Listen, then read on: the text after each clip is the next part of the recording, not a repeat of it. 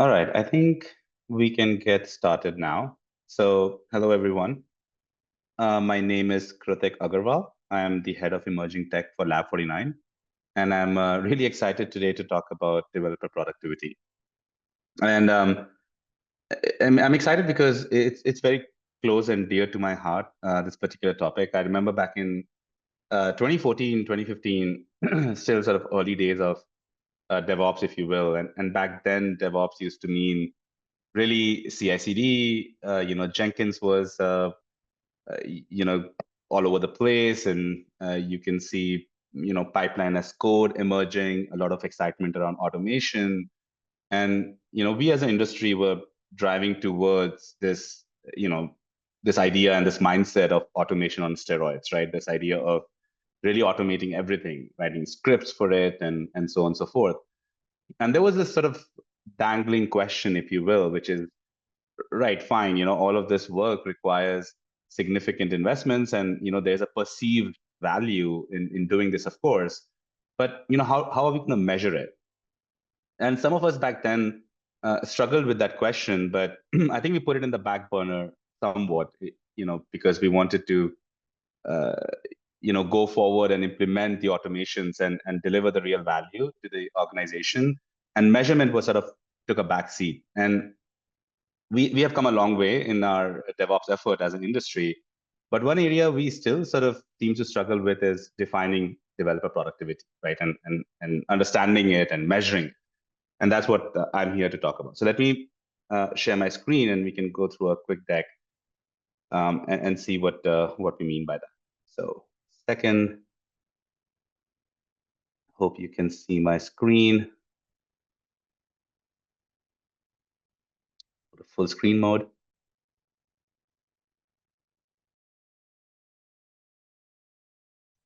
All right, so developer productivity, right? So what was the problem? I think the reason productivity seems to escape our sort of collective imagination as something concrete and measurable, I think lies in the definition. So there's a definitional problem, I believe, because productivity in itself comes from the industrial work, right, or from manufacturing specifically, where you can define it as the units of outputs produced per unit input. So in manufacturing, it's easy, right? How many packets of chips, how many bottles of mayonnaise, or in the assembly line, how many cars can you produce per unit input? The input also is a little bit easier to define in manufacturing because you have raw material or you have labor cost, right? I think the challenge in knowledge work is that how do you measure output, right? So you need to measure output, and in knowledge work, the output is abstract, right? So it becomes a really hard challenge, and I want to demonstrate that by a couple of examples, right? So in this example, think who is more productive. On one hand, you have an engineer like John who can implement a feature in one day, right? But there are defects in production. Product owner is really happy with John, but the operations people are unhappy. On the other hand, you have someone like Maria who can implement the same feature in 3 days, and there are no defects in production. So the product owner thinks that she could have been faster, but the operation person is unhappy. Who is more productive, right? So you can see there's a bit of a nuance here depending on who you ask, right? But if you scale it up even at the team level, let's say you have a team A that delivered 20 features in 6 months with bi-weekly deployments. Of course, your delivery team is happy, the tech leadership is happy, the operators are happy, but it really did not improve customer experience. The customer is sad, the business is sad, and of course the CFO is sad because you spent 6 months and you could not deliver value. On the other hand, you have team B that took 6 months to deliver way less features, right? And the delivery team is upset because they think they could have done better. The tech leadership is unhappy, and the operator is unhappy because you didn't deliver enough and they were defects. But the customer feedback is overwhelmingly positive. The customer is happy, the business is happy, and of course the CFO is happy. So who's more productive? As you can see, it's not an easy question to answer. And this is what we struggle with at the core in knowledge work. And that's probably the reason why this has sort of been an elusive concept to really apply in larger enterprises. What I want to suggest is that in knowledge work, productivity should really be based on outcome instead of output. is actually spread across human capital. There are a lot of people with different skill sets, different backgrounds that have to come together, like a sort of cross-functional concept, and can only really be measured in aggregate. You cannot look at one thing or one unit, right? So let's look at each one, right? So what does productivity mean when you look at it from an outcome perspective? Uh, let's take a simple outcome, right? Most organizations have an outcome around increasing the quality and frequency of delivery. In other words, speed, right? Speed and quality. If we take the outcome-based view, or we wear the outcome-based lens of speed and quality, your productivity goals could be thought of as describing the features with well-defined acceptance criteria. That's for product owners. For developers, it means implementing stories faster with higher qualities, with higher quality. For delivery teams, it means that you ensure functional consistency and integrity. And for the enterprise team, your shared services teams, it means to help the delivery team get the product to customers as soon as possible. So if you wear an outcome-based lens, productivity could mean something like this, right? What does it mean to be for productivity to be spread across human capital? This is a very simple example that relates to most of our clients and most of large enterprises, right? You have a lot of different teams that sort of collaborate together to deliver a software product, right? So you have delivery teams, uh, composing of developers, designers, product owners, SDEV, there's something about individual productivity. So that's the concept of developer productivity, right? So like individuals, developers, how productive they are. But there's also something about delivery team productivity. How are these teams being productive? And then the team needs to talk to other teams, right? So you have enterprise support teams like finance, infrastructure, platform, security, shared services, IT ops. You can have a great productive delivery team, but if the collaboration with the enterprise teams is short of the desirable need, then your overall enterprise productivity goes down. And finally, of course, everything goes back to business, right? You're delivering a business value, you're delivering something to the customer. So what's your overall firm or organizational productivity? So if you think of human capital, you can see that your productivity is spread across these different uh, skills and people and team, right? And finally, thinking of productivity in aggregate, right? So here's a simple three metrics that I think illustrates the point, right? You can look at TCO, of course, very important, your total cost of ownership. Uh, but then total cost of ownership can be broken down into the design part of the project, the build part of the project, and the run part of the project, right? And usually you want to see the TCO in the range of 10, 75, 15, right? So if you see a lot of run costs, then you know that there's some operational cost over. But that's your TCO part. So you can look at TCO, and if your TCO is well within the limits, you still have to look at the customer impact, right? So you have to see over time whether the particular team or project is delivering is having a customer impact. And even that is not enough, because you want to also see a progression towards reducing production incidents, right? So your operational efficiency is calculated there. So if you look at any one of these individually, you might get a picture which may be insufficient to really understand your firm's productivity. You really need to look at it in aggregate. And these are just three examples of what it means to look at them in aggregate, right? So if you sort of bring this all together somewhat, right? This is a typical view of your software development life cycle, if you will, right? You get a feature request on one end, right? Whether it's coming from a customer, whether it's coming from business, and then you deliver that to the customer. And everything that's happening in between is where your value stream is going through and value getting added, right? So the most common or the biggest sort of metric that people use is generally called feature lead time, which is all the way from requirement to all the way where you deliver the product to the customer. This is a very useful metric. The problem is that it's extremely noisy. As you can see, how do you know when the requirement started? How was it when it was defined? What does it mean to deploy to production? What does it mean to get value across to the customer? And therefore a lot of noise is built into some of these metrics. So it's important to understand which metrics are noisy and which metrics are not, and then look at them holistically. I think the more interesting one is feature cycle time, which is one in the green in the middle. The reason it's in green is because it's a little bit more deterministic, much less noisy, because it's about the time you make a first commit on a feature all the way to deploying it in dev. In large organizations, this is usually limited to the sort of the CI/CD part or the early CD part of the workflow, and hence easier to calculate. You can look at other things here around percentage test automation that talks about quality, deployment frequency that talks about speed. You can look at the defects around the number of defects that scaped your CI pipelines. How much of your production deployments are failing, and really very importantly from a risk perspective is what is your security risk exposure, right? So this gives you a general view on how you can think of some of these metrics that you can actually calculate and make reasonable prediction about speed, quality, safety, soundness of your of your project or of the application or of particular feature. So really, in terms of productivity metrics, there are many, right? There's DORA metrics, there's space metrics. But in my experience, having seen this being done at many of our clients, in some cases successfully, in many cases leading to metrics that nobody in the end looks at, I really broke it down into 6 categories, right? Speed, quality, safety, soundness, business value, and cost.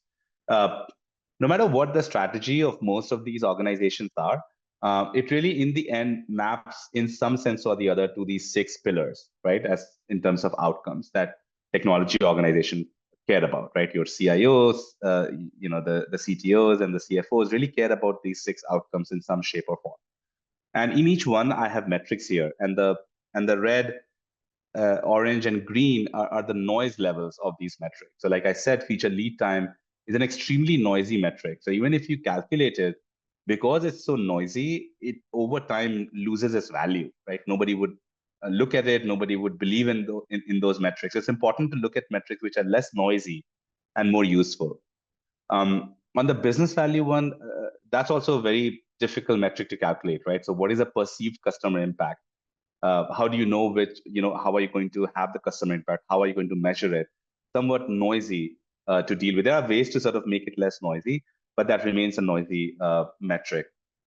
And so on and so forth, right? So I just have a list here. I don't want to get into each one of them, but suffice it to say that for many organizations, if we can find ways to calculate some metrics in each of these categories, you really have interesting ways to look at your overall technology organizations and your projects, and you can make decisions.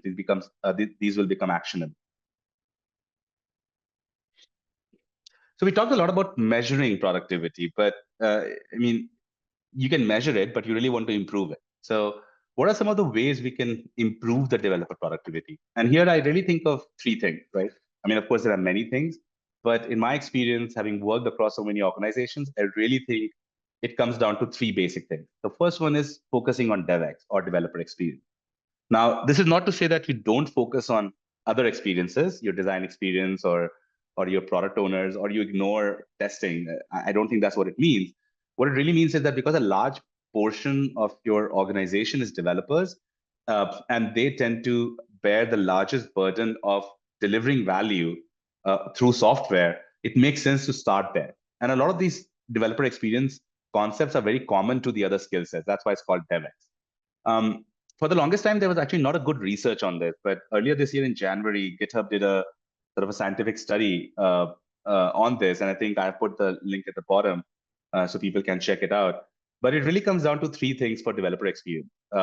Turns out that deep work, so less distractions, Slack, emails, we all have distractions. We all tend to think that we are great at multitask, but the study clearly shows that if you can reduce the distractions and you can make the task engaging and not redundant, not boring, you're really looking at 30% individual productivity uptick. That's pretty significant. The second main area is cognitive load.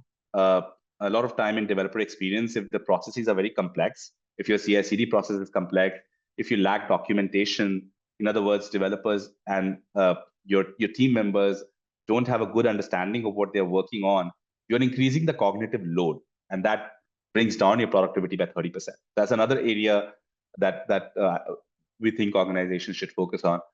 And finally, which is very interesting and dear to me, again, is 20% uptake on pure fast feedback. I can't tell you how many organizations I've seen where merge requests and PR requests are sort of aging in your GitHub or your GitLab, right? So really having a focus on quick response, quick code reviews can really uptake your developer experience. So that's one area which I think can really help boost the productivity overall. The other is fragmented operations, right? So I talked a little bit about DevOps in the beginning, and DevOps has 10 years of battle testing its processes and best practices. And what we did was we were able to bring along the operational concerns around running software all the way left, right, in the SDLC cycle. But in large organizations, that's just one part of moving operational concerns left, right? It still largely remains fragmented because if you think about a software product, it's really built around the efficiency of not just developers, not just operators, but security, testing, product ownership, design, and trying to use the same best practices of DevOps and applying it to other areas of software development can really help with the operational efficiency of the organization, right? So here we suggest looking at things like XOps, right? So instead of looking at just DevOps or SecOps or TestOps, really thinking of all of your operational concerns that eventually you will run into in production. How do you move it left, right? So adopt things like design ops. I mean, of course, I have only few ops here. You have data ops, you have AI ops, you have ML ops, but the idea is the same, right? How do you make your software operationally resilient right from the get-go in your SDLC process and early? That really is going to save you a lot of headache down the line when it comes to production. And you will see a significant operational boost, at least in terms of safety and soundness and quality. And the last thing is really this idea of engineering uplift, right? Thinking of everything as code. We of course have adopted things like configuration as code. A lot of us use Java Stack. We use Spring. We can use console. Of course, testing as code is by definition sort of automated testing is about writing code. Karate, Selenium, Gatling, bunch of other frameworks.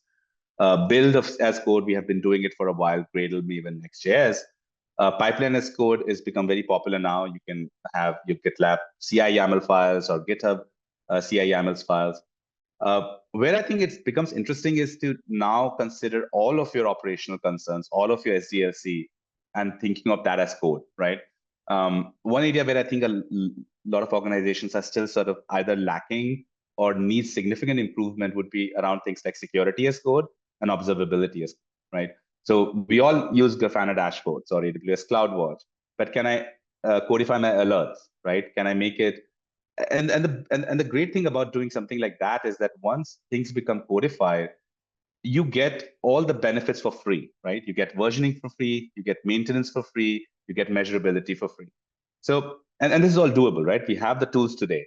It's just this cultural mindset of thinking of everything as code, right? One of the areas where Lab has been really focused on for the past couple of years is design as code. And we have seen a significant improvement in our sort of the UI UX of at least front-end development workflow purely from a Figma design token perspective, right? So if you can codify your design, you can create design tokens, and you can pass those design tokens along to developers. You really see very less, a difference between the produced design and the actually deployed application.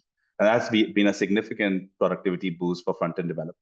But it goes all through the stack, right? So this is an example of at every stack level that you can think of from an SDLC perspective and different environments and progression, how can you codify different things? And there are some examples of tools here, but there are many tools and many organizations.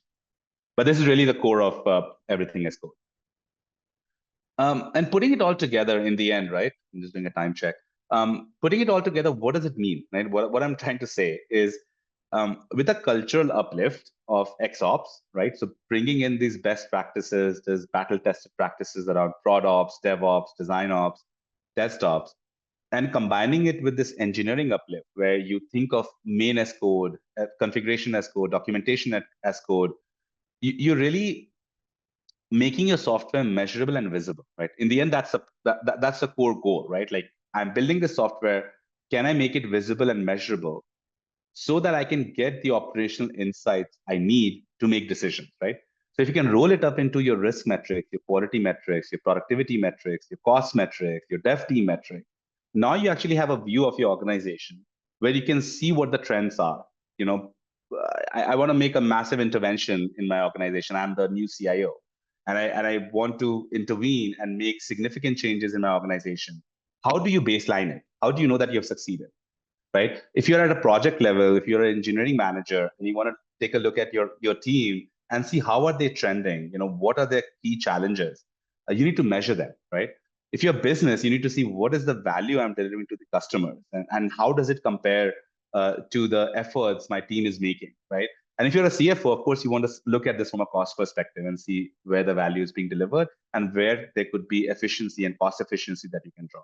So I think something like this is where I think organizations need to go. And some are doing it with varying level of success. What I wanted to show next was, I'm almost done with my presentation, but in the last like 8 minutes, I wanted to walk through sort of a concept that we have been working through. So as I mentioned, Lab works with a lot of different organizations, and we are in a unique position to sort of understand the nuances and differences of various organizations, but at the same time, we can abstract and see the common problem. And what are the ways we can solve some of this? So around measuring developer productivity, we have been working internally, on something we call a tech sampler. And I'll give you a vision of where we think it can go. So let me stop.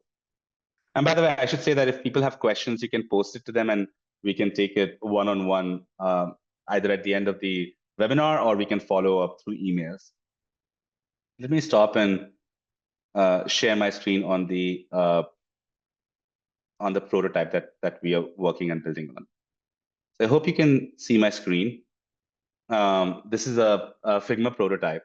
So at the offset, if you are a CIO, or if you're a large portfolio manager at a portfolio, I mean a portfolio of applications, you're an engineering manager with a lot of applications under you. What do you want to see about your application in terms of productivity or efficiency, right? So there are key things. I talked about the 6 pillars, right? Safety, speed, quality, cost, business value, and soundness, right? So I want to see, in some sense, a holistic view of the applications that are running under me. So I can manage them, I can understand the nuances about them, and I can see how they are trending over time. So here's a possible dashboard that we see could be useful, right? So the first thing you see is security risk exposure. Sorry. This is basically, in security language, this is basically the mean number of securities multiplied by the mean age of those security risks that have been identified in production. So here you can see that it's saying medium, right? And you can see an indicator here, and it's screaming for me to look into it. But before I dig into it, the other one is around speed to quality, right? This is interesting, right? There's a sense of nuance, and I gave that example in the beginning around John and Maria, right? So you have 2 engineers, one is fast, lower quality, one is slow, higher quality, right? And there's, of course, a balance here. So this is giving you a rough balance of how your organization is treating speed and quality. Now, the question, of course, some of you might have is, how do you calculate this? I don't want to get into too much detail, but it's actually not that hard to calculate. You're basically looking at the statistical mean of how fast you're going with the statistical mean of how your quality is going. And if they are going in the right pace together, then you're balanced, right? If you're overshooting in one over the other, then you are imbalanced, right? That's a way to calculate it. Cost of ownership, very important metric. Say your total cost of ownership per month. How is it trending over time? That's what you see here. Then in the speed category, you can see feature cycle time, which is how much on average. This is, of course, mean. Developers are spending in the different aspects of software development, right, of a feature. So coding, pickup, code review, and deploy. You can see prod deploy lead time, which is basically the idea of how much time it takes from once the project is deployed to stage or test to go to prod. This number signifies maybe some of the operational efficiencies you can look at, right? So if it's taking you 34 hours to move something from stage to production, there may be like a process overhead that you can look to change, right? Change failure rate is how many of the deployments to productions fail. It's low, 2.3%, which is great for your organization. Onboarding lead time, this is interesting measure. How long does it take to onboard a new developer? Now, this is a one-time cost, but it's interesting if you scale it over your organization. So in this case, you're basically losing 42 days in total because you probably onboarded 7 developers. So if you look at 42 days, that's pretty significant. And if you multiply that by the price. Copilot adoption rate. This is a new thing. Of course, a lot of our organizations are adopting GitHub Copilot. So you want to see like what is the adoption rate of Copilot. So that's probably one thing you can see. You can get a little bit of idea of which projects have not yet adopted, and you can see plus 24 applications, right? Copilot code percentage. You want to see how much of the code percentage is built by Copilot. That's what that shows. Then you move on to quality, right? So you can see quality tool adoption rate. I think that's a good proxy metric. If your organization has well-established quality tools, what is the adoption rate within your teams, right? How many teams are using those tools? Just by the fact of using those tools, you can guarantee at least some level of quality. So it's a good proxy metric. What's the code coverage? Pretty standard. Escape defects. So how many defects are escaping to production? And then you come to soundness, right? This is about incidents. So how many severity 1, severity 2 defects you have in production across all your applications? What's your mean time to discovery or detection? And what's your mean time to recovery? So these are not too many metrics. And one of the problems I've seen in many organizations is that when you look at their DevOps, DevSecOps metrics dashboard, it's just too much. It's really very hard to make sense or make actionable insights based on these metrics. But here, the idea is to sort of reduce it down to some key metrics across the 6 pillars, so you can really dig into it, right? So let's go one by one, right? So now I'm seeing that I have 45 applications. My cost of ownership has gone up, right? I simply hover over it and tells me which teams or which projects the price has gone up. Who are the major contributors, right? And I can click on it and actually dig deep into it, right? So I can see the comparison against benchmark. This was the expected. This is the actual. I would say that calculating the total cost of ownership is a noisy metric, right? So this is one noisy metric that I included because I think it is important. There are ways to calculate this particular metric, but it will take some effort. But I think once you can do it and do it once, I think it's a very useful metric for your organization, right? But here you can see the breakdown across applications, right? So you can see your different teams, you can see the change month by month, and you can see the breakdown between asset costs and people costs, right? This is where FinOps becomes an important concept. And then you can see the breakdown across design, build, and run phases. And this will help you understand where are you spending the money. Is it going in the run time or the build time? And like I said earlier, the sweet spot is that your run cost should around be 15% of your build cost. But again, that would change, right? If it's a data heavy, if it's a infrastructure heavy project, your run cost will be much higher than the build cost because over time you will need those compute resources. So there's a bit of nuance there. If I go back, the other one was security risk exposure, right? So now I can see that it's saying medium. What's happening? I can click on it and I can see my list of applications. I can see the number of vulnerabilities. These are high severity and the mean age. So it's been 23 days. That's a mean age. So maybe I should reach out to the team and talk about, dude, like fix what's happening with the vulnerability. So it's a sort of actionable, which is the really the core point, right? And you can also dig into application teams, right? So if you see a particular team and you want to look into what's happening at a team level, you can dig into that, right? You can see this particular team, the cost of ownership, the speed to quality, for example, there's a bias towards speed. So the team is going really fast, but it's not maintaining the same quality that it should over time. So maybe it's a good way for leaders to sort of intervene and have a conversation with the team leadership. You can look at the team's speed individually at a team level. You can look at their deployment frequency. And this generally gives you a decent idea how the team is performing, right? And you want to stay in the green side on each one of these metrics. You can see Copilot adoption. You can see the number of code or the percentage of code in production. Here on the quality side, it's interesting. I think we thought about this particular metric called tech debt, right? This one metric I think is very interesting and important, probably a little bit undervalued. But I think measuring the tech debt incurred over time is a very interesting metric that you should measure, right? So if everything is fine, but you can see the tech debt of this team is going up. So there's something wrong, right? Like the team isn't able to sort of pay down that debt over time, and this could result in high risk later on. The other one is code churn. Code churn is the amount of code you are changing for the same feature. That sort of points to maybe poor requirement gathering or maybe some shortcomings on the product side because you're writing the same code again and again for the same feature, right? So code churn is an interesting one. Not that hard to calculate, actually.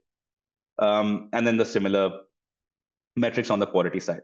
In other words, what you see here is the 6 pillars of safety, right? So you see security risk exposure, your speed, you see speed and quality metrics, your soundness, you see your production sort of soundness and your severities and MTTVs and MTTR, and you see your cost. One thing you don't see is the business value, right? That's the stuff you're working on and trying to sort of think through what are the best ways, least noisy ways of calculating that, so we can add it to the dashboard. But I think I'm right on time. 30 minutes. I don't know if there are any questions that I can answer, but I'm happy to take the question offline and we'll reach out one-on-one with you all. But thank you so much for being here. I hope it was useful, and reach out to us if you have any questions, and would love to dig into your specific problems and concerns. Thank you.